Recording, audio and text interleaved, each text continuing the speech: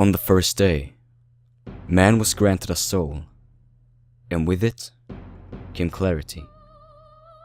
On the second day, upon earth was planted an irrevocable poison, a soul-devouring demon called the Old One.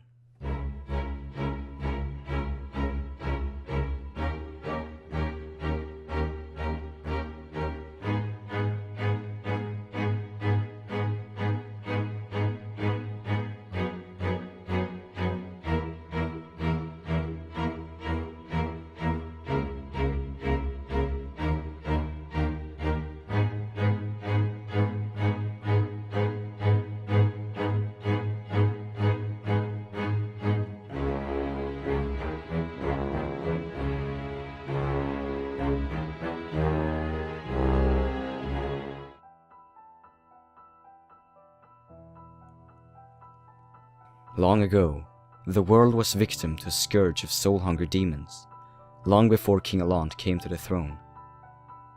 The Old One, an entity of unfathomable power, had awakened and unleashed terrible demons that ripped the land apart, resulting in the extermination of almost half of humankind.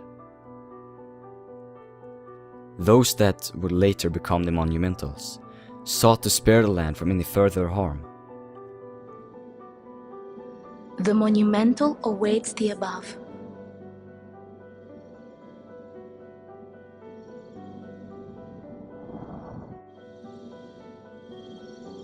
The Monumental will explain the nexus to thee.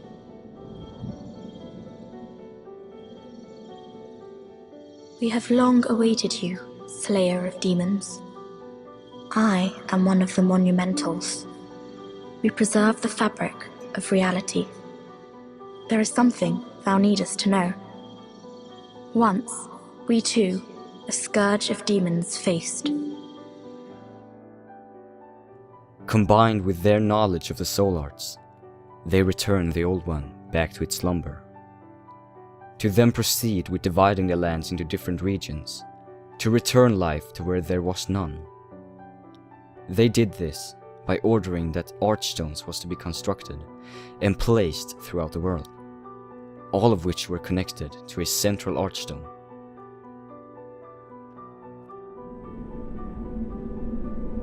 Soul of the lost withdrawn from its vessel.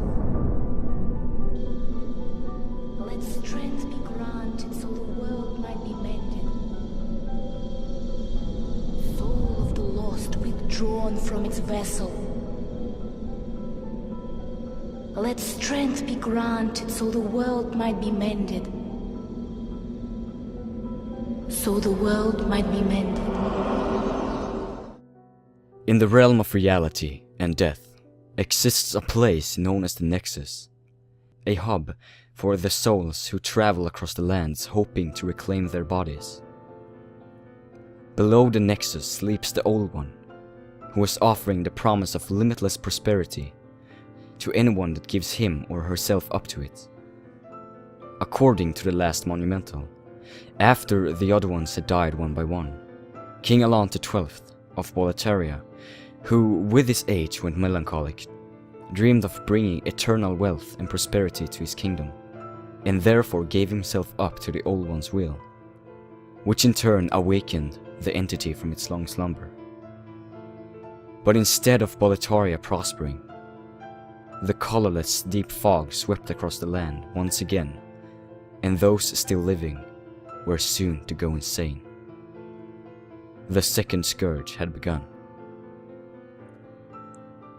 The many citizens of Boletaria prayed to their god to grant them divinity and bless them in life. Among the most notable characters of the kingdom's holy church were Saint Urbain, a pilgrim of God and a devout believer in miracles. Urbain was highly respected for his great spiritual knowledge and his abundance of faith. Thanks to you, I was able to seek refuge in this nexus. Now I stay here and pray, along with my disciples, for the heroes facing the demons. If you wish for benevolent protection in your fight against the demons, then bring me demon souls. I will cleanse them and perform a miracle with their power. There was also the divine maiden Saint Astrea, who was worshipped by many for her purity. But we shall talk more about her in another video.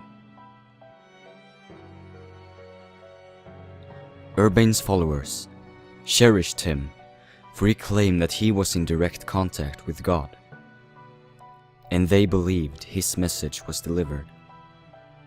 It was Saint Urbain's belief that the scourge was all a test from God, and that all must use his miracles to banish the soul-thirsty hordes.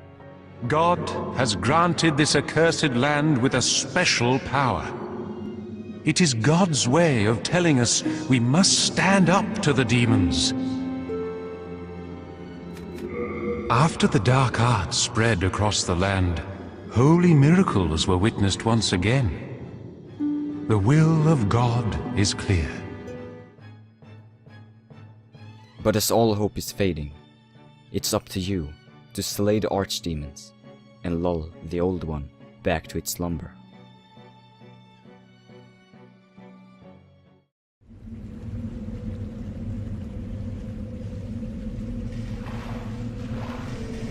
Brave soul who fears not death, I shall guide you.